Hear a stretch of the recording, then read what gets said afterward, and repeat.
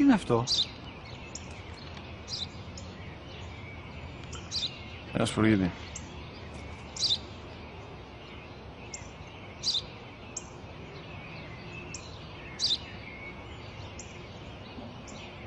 Τι είναι αυτό?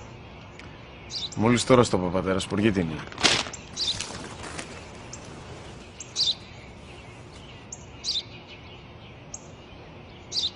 Τι είναι αυτό? Ένα σπουργίτη είναι, πατέρα. Ένα σπουργίτη. Σπου-γι-τι!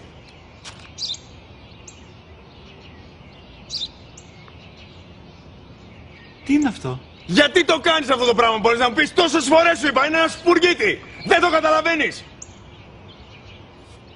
Πού πας?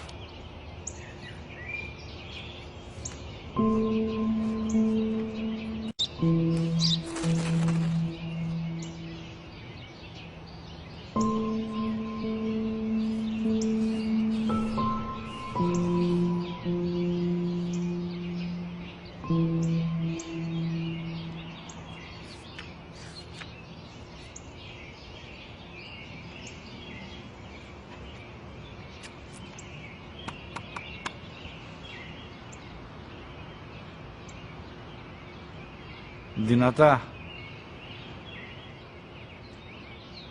Σήμερα ο μικρός μου γιος που πριν λίγες μέρες έκλεισε τα 3 καθόταν μαζί μου έξω στο πάρκο όταν ένας σπουργίτη ήρθε και κάθισε απέναντί μας. Ο γιος μου με ρώτησε 21 φορές τι ήταν αυτό και το απάντησα και τις 21 φορές ότι ήταν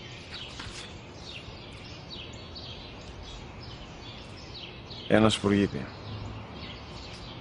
Τον αγκάλιασα τρυφερά και τις 21 φορές που μου έκανε την ίδια ερώτηση, ξανά και ξανά, χωρίς να εκνευριστώ, νιώθοντας στοργή για το αθώο μου αγοράκι. وَقَضَى رَبُّكَ أَلَّا تَعْبُدُوا